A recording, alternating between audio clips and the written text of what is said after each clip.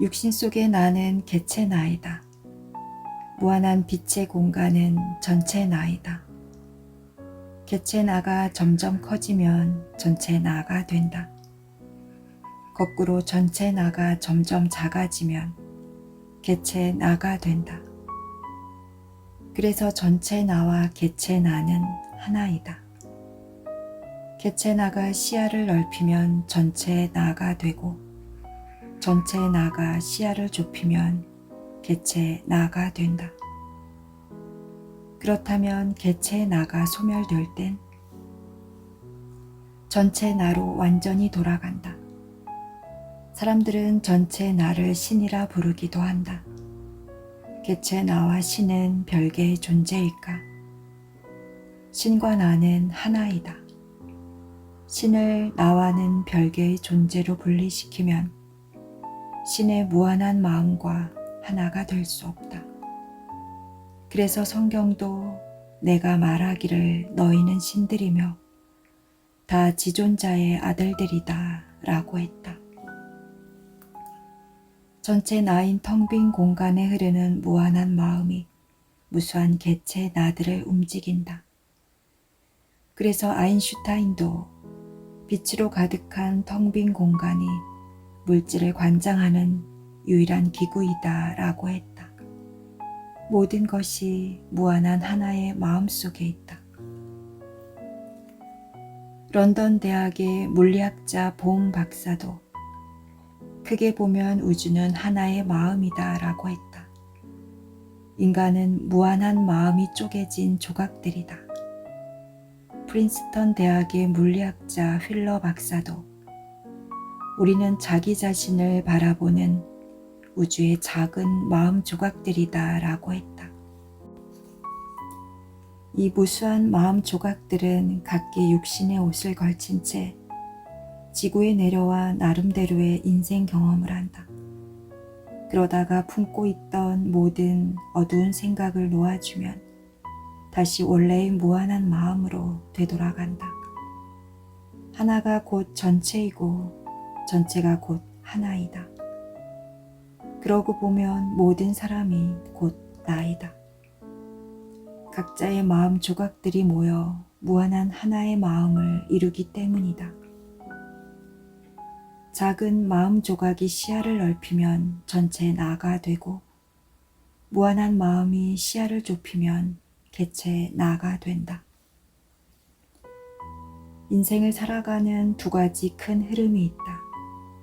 하나는 개체 나로서 살아가는 것이다. 나의 모든 것이 내 육신 속에 들어있다고 생각한다. 육신이 곧 나이다. 나의 크기는 고정돼 있다. 모든 걸 개체의 좁고 짧은 시각으로 보기 때문에 전체를 보지 못한다. 이리 부딪히고 저리 부딪힌다. 숱한 시행착오를 겪는다. 나만의 시각으로 보기 때문에 인생은 불공평하고 정의롭지 못한 것으로 느낀다. 그러다 보니 남이 두렵고 피해의식에 사로잡힌다. 영국 UCL대가 공무원 6천여 명을 대상으로 조사해보니 인생은 불공평하다고 생각하는 사람들은 다른 사람들보다 심장마비 등 심장질환에 걸릴 위험성이 55%나 더 높았다. 다른 큰 흐름은 시야를 무한히 넓혀 전체 나로서 살아가는 것이다. 전체 나의 눈으로 보면 모든 사람과 모든 것이 내 마음의 공간 속에 들어온다. 그래서 모든 걸 받아들일 수 있다. 또 전체를 다 보기 때문에 무한한 지혜가 흘러나온다. 모든 것이 내 의도대로 물결처럼 흘러간다. 한 와칭 독자는 이런 글을 보내왔다. 내 안에 나를 늘 따뜻한 사랑으로 감싸주고 이끌어주는 전지전능한 존재가 있다는 사실을 깨닫고 나니 늘 든든합니다. 두려울 것도 없고 못할 것도 없다는 믿음이 생겨요. 신, 하느님, 하나님, 참나, 불성, 원래의 나, 진정한 나, 무한한 나, 우주. 종교마다 사람마다 표현은 다르다. 하지만 진실은 하나다. 내 시야를 좁히면 나는 개체 나의 한계에 갇힌다. 거꾸로 시야를 넓히면 전체 나로 무한해진다. 그러면서 끝없는 마법이 쏟아져 나온다. 텅 빈 공간은 마법의 빛 알갱이들로 가득하기 때문이다. 이 놀라운 마법은 지난 수천 년간 신비주의라는 겹겹의 베일에 가려져 있었다. 하지만 최첨단 과학인 양자 물리학은 마침내 이 베일을 몇 겹씩 벗겨내고 있다. 베일이 벗겨진 마법의 얼굴을 들여다보자. 빛 알갱이들은 대체 어떤 방법으로 텅 빈 공간이 마치 물질로 가득한 세계인 양 기막힌 요술을 연출해내는 것일까? 이 사진을 보자. 엄마는 평소 단단한 물질로 된 몸이다. 하지만 아이에게 깊은 사랑을 느끼는 순간 마음이 활짝 열리면서 육안으로는 보이지 않는 빛이 퍼져나간다. 이처럼 사람은 두 개의 몸을 갖고 있다. 단단한 물질이면서 동시에 퍼져나가는 빛의 물결이다. 나 자신도 그렇다. 초점을 맞춰 일을 하거나 운동을 하는 등 평상시에 나는 물질로 된 몸이다. 하지만 초점을 풀고 시야를 넓혀 와칭을 할 땐 무한히 퍼져나가는 빛의 물결이다. 그래서 세상이 온통 빛으로 보인다. 왜 이런 현상이 나타날까? 사람도 다른 만물처럼 빛 알갱이들의 덩어리이다. 사람을 쪼개고 쪼개서 더 이상 쪼갤 수 없을 때까지 쪼개면 빛 알갱이가 나온다. 따라서 빛 알갱이들의 정체를 알게 되면 사람이 왜 두 개의 몸을 갖고 있는지 알게 된다. 옥스퍼드대의 물리학자 도이치 교수는 이렇게 설명한다. 우주 만물을 구성하는 미립자는 여러 곳에 동시에 존재한다. 무한한 가능성으로 우주 전체에 퍼져 있다가 내가 초점을 맞춰 바라보는 순간 현실로 모습을 드러낸다. 만물은 죄다 미립자로 만들어져 있으므로 이런 원리는 모든 크기의 만물에 적용된다. 이처럼 빛 알갱이들은 내가 어떤 생각을 품고 바라보는 순간 그 생각을 거울처럼 고스란히 눈앞의 물질로 바꿔준다. 이것이 양자 물리학의 관찰자 효과이다. 나도 빛 알갱이들의 덩어리다. 그래서 빛 알갱이처럼 물질과 빛의 물결이라는 두 개의 몸을 갖고 있다. 나는 원래 빛의 물결처럼 무한하고 영원한 존재다. 하지만 늘 생각을 품고 살기 때문에 육신만이 나의 전부인 양 착각할 뿐이다. 태어나는 순간부터 나는 무의식적으로 이건 내 몸뚱이야 라는 생각을 품고 살고 있지 않은가. 그래서 내 몸뚱이라는 물질이 내 눈앞에 늘 나타나는 것이다. 그렇다고 빛의 물결이라는 또 다른 나의 속성이 사라지는 건 아니다. 생각을 완전히 놓아주면 나는 무한한 공간에 완전히 퍼진 전체 나로 존재한다. 그렇다면 내 육신이 죽을 땐 어떻게 될까? 그때도 나는 생각을 전혀 못하게 된다. 자연히 나는 빛의 물결로 완전히 퍼져나가 무한한 빛의 공간에서 영생하게 된다. 원래의 무한한 모습으로 되돌아가는 것이다. 누구나 이 양면성을 갖고 있다. 육신의 나는 개체 나이기도 하다. 개체 나는 무한한 공간 전체에 완전히 퍼져 있는 전체 나와 대조적인 개념으로 사용됐을 뿐이다. 나가 생각을 품는 순간 왜 세상은 개체화된 무수한 물질로 쪼개질까? 내가 정원에 나가서 꽃을 바라본다고 가정해보자.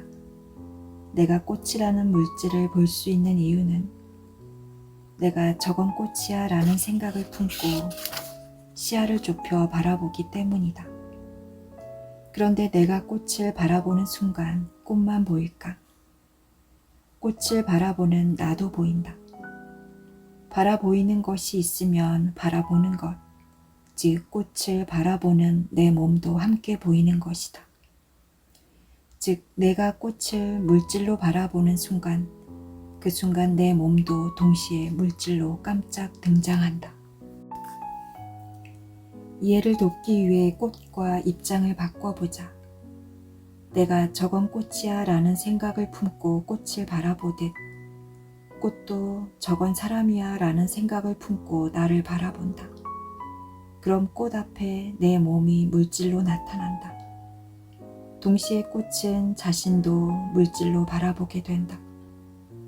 꽃과 내가 동시에 물질로 개체화되는 과정이다. 그런데 꽃을 바라보는 것은 나뿐일까?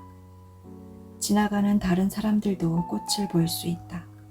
게다가 나무도, 건물도, 자동차도, 지구도, 태양도, 별들도 꽃을 바라볼 수 있다. 꽃도 주변의 것들을 바라본다. 서로가 바라보는 것이면서 동시에 바라보이는 것이다. 너도 나도 각기 생각을 품고 바라본다. 빛 알갱이들은 이 모든 생각들을 개체화된 물질로 깜짝 변신시켜준다. 이처럼 내가 시야를 좁혀 어떤 생각을 품는 순간 나는 일시에 생각이 만들어내는 개체화된 환영의 세계에 빠지게 된다. 너도 나도 동시에 감쪽같이 빠져든다. 환영을 현실로 착각한다. 그래서 그 속에서 생존을 위해 서로 밀고 밀리며 아우성친다. 그렇다면 이 환영의 세계에서 벗어나려면 시야를 넓히면 된다. 시야를 넓힐수록 생각에서 벗어나게 되고 생각이 만들어내는 환영에서도 벗어나게 된다. 환영의 세계는 물론 빛 알갱이들이 생각을 물질로 감쪽같이 깜짝 변신시키기 때문에 일어나는 착각의 세계이다. 빛 알갱이들은 이런 깜짝 요술을 부리는데 필요한 모든 지능과 정보, 에너지를 다 갖고 있다. 무엇으로든 변할 수 있는 모든 가능성을 갖고 있다. 그래서 독일의 노벨 물리학상 수상자 하이젠베르크는 이들을 무한한 가능성의 알갱이들이라고 불렀다. 빛 알갱이들의 이런 전지전능한 모습은 바로 나의 원래 모습이기도 하다. 왜냐하면 빛으로 된 나도 똑같은 전지전능한 빛 알갱이들로 만들어져 있기 때문이다. 그래서 내가 시야를 넓히기만 하면 무한한 빛으로 퍼져나가면서 온갖 요술이 쏟아져 나오는 것이다. 펄 박사는 원래 LA에서 잘 나가는 물리치료 전문의였다. 그러던 어느 날 영적 경험을 한 뒤 신체적 기형이나 난치병, 불치병을 치유하는 놀라운 능력이 생겼다. 그는 그 능력이 어머니의 임사체험에서 비롯된 것으로 믿는다. 그의 어머니는 병원에서 상고를 겪다가 한순간 죽음에 빠졌다. 몸을 떠난 영혼은 빛의 세계에 들어섰다. 지구에서 알고 지냈던 친구들과 사랑했던 가족, 그리고 여러 생을 거치면서 만난 영혼들이 그를 반갑게 맞았다. 길 맨 끝에는 가장 영롱하게 빛나는 큰 빛이 있었다. 너무나 눈이 부셔 처음엔 눈을 돌렸다. 하지만 그 빛은 순수한 사랑이었다. 모든 것의 근원이었다. 모든 걸 알고 모든 걸 받아들이는 무한한 마음이었다. 드디어 고향에 돌아왔구나. 그녀는 빛과 말이 아닌 마음으로 대화했다. 천국에서는 말이 필요 없었다. 아니, 입과 귀가 없으니 말할 수도 없었다.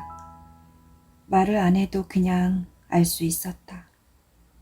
빛 앞에서 그녀가 지구에서 경험한 모든 일들이 그림으로 아름답게 펼쳐졌다.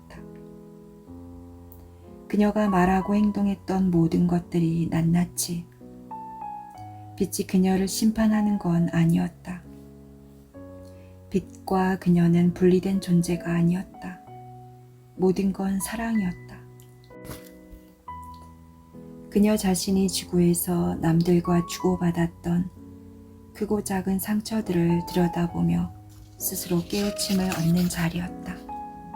그래, 나도 지구에서 참 아름다운 인생을 살다 왔지. 잠시 후 그녀는 자신이 다시 지구로 되돌아가야 한다는 걸 알았다. 하지만 돌아가기 싫었다. 아무런 고통도 두려움도 갈등도 짐도 없이 오로지 사랑과 평화만 흐르는 황홀한 곳에서 영원히 살고 싶었다.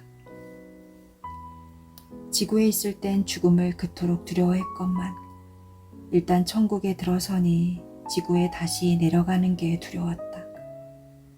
갑자기 그녀는 자신이 빛으로부터 멀어져 가는 걸 느꼈다. 사랑하는 영혼들을 다시 떠나야 하다니. 그녀는 깊은 슬픔과 아쉬움을 느꼈다. 하지만 곧 깨달았다. 맞아, 지구에 내려가서 내가 낳은 아이를 키워야지.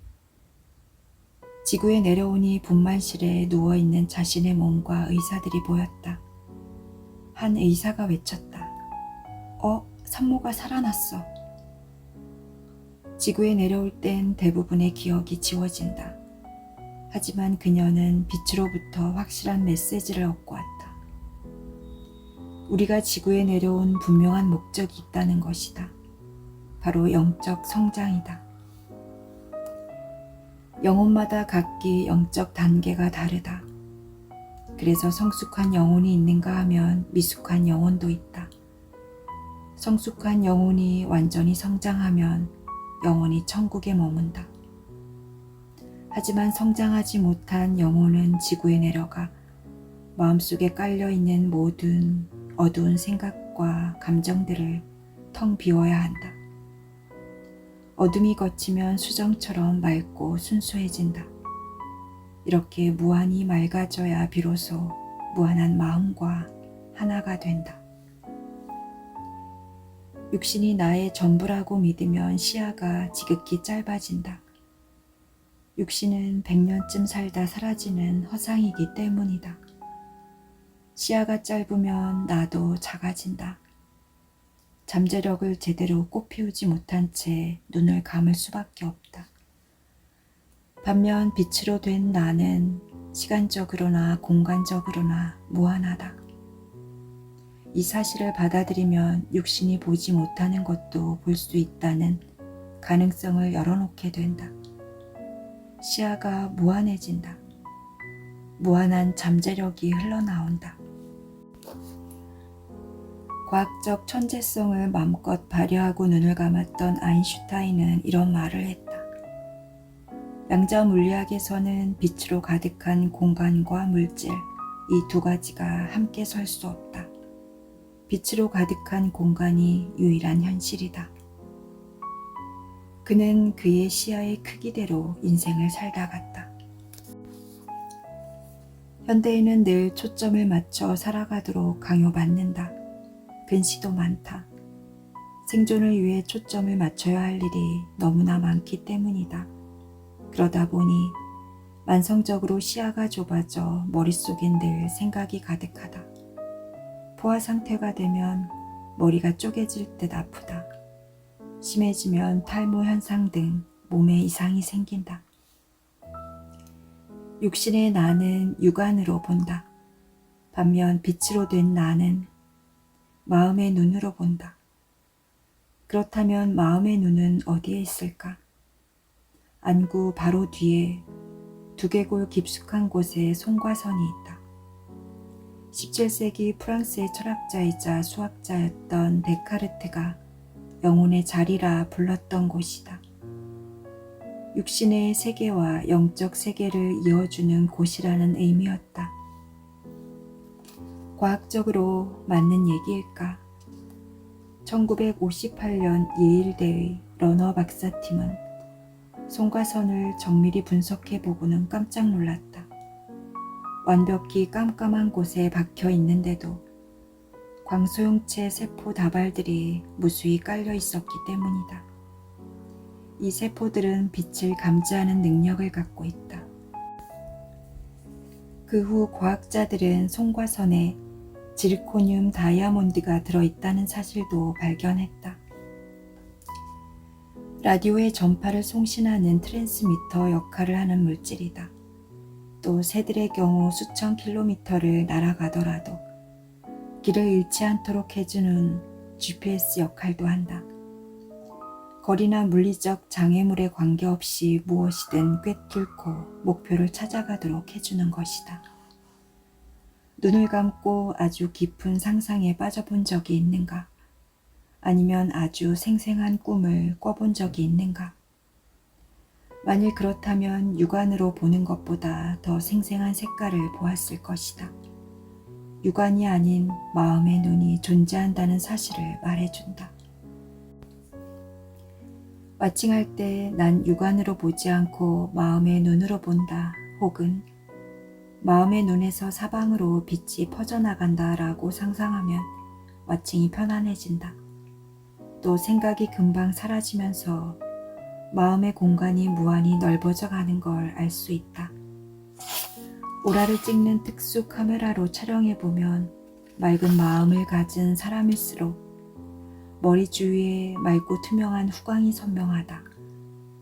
마음이 맑아진 사람은 눈을 뜨고도 마음의 눈으로 이 후광을 볼 수 있다. 몇 년 전까지만 해도 나 자신도 이런 사실을 미신으로 치부했다. 하지만 내 눈으로 직접 확인할 수 있게 되면서부터는 그것을 너무나 당연한 것으로 받아들이게 됐다.